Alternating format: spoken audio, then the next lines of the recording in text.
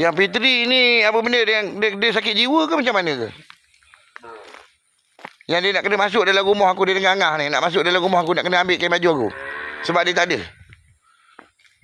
Kenapa pula jadi macam tu daripada budak? Nak katakan saudara mara lah, apa benda lah. Jam kita. Kesudahan dia bagi tahu dengan satu kelompok atau apa benda, kita kena telanjang. Kena pukul, kena telanjang, kena rompok tengah jalan. Dekat Subang itu. Dekat 3 bulan tak jumpa anak bini kat situ, lupa. Tak ingat. Malaysia, concussion teruk. Dia orang ni siapa sebenarnya? Dia orang ni pada sedikit mana? Daripada unit komando mana sebenarnya? Bila kita cek dengan unit komando tu apa benda dengan kawan-kawan tu apa benda dekat sana, tak ada. Yang pasal curi payung terkejut tu. Ada tak polis tahu tak apa benda sedikit kumpulan dia orang ni? Yang curi aset-aset kerajaan ni. Yang curi kereta polis ni buat macam kereta sendiri. Dia bertindak macam polis pula.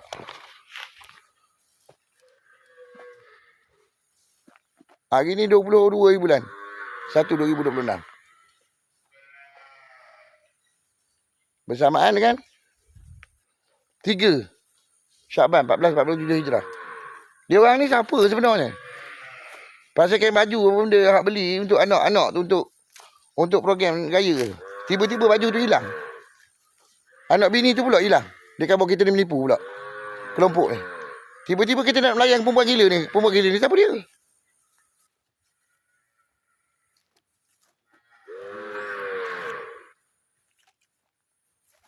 Dia nak bully kita ke?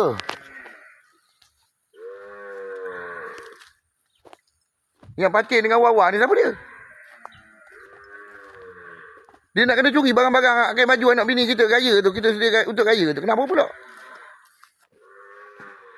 Tak boleh. Kenapa pula? Patin dengan Wawa ni duduk dalam DJ Bang FM ni.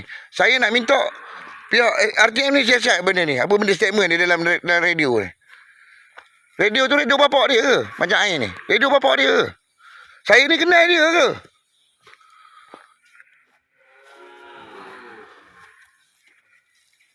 Yang usuk ni siapa dia? Nak melayan-layan ke dia? Kenapa? Itu persoalan dia. Kalau mari tu sebagai tetamu kita layan. Lepas tu lebih-lebih pula. Dia nak tunjuk apa? Dia nak tunjuk tikam daripada belakang apa benda? Dia nak kena curi barang-barang tu. Dia ingat kita ni mencuri macam dia ke mak? Sampai satu ketika pakai baju anak bini dia hilang dalam tu. Nak pakai apa pun tak ada. Tak ada dalam rumah tu, licin. Dengan almari dengan perabot-perabot itu hilang. Dia kata kita ni mencuri. Ngambil hak orang. Yang perempuan tu apa benda ni, kita tunjuk apa benda kita beli perabot tu. Kesudahan dia perabot yang kita beli dia punggah bawa balik rumah dia. Ada satu perempuan tua ni. Sekarang ni umur 66 kot. 66, 65 gitu lah.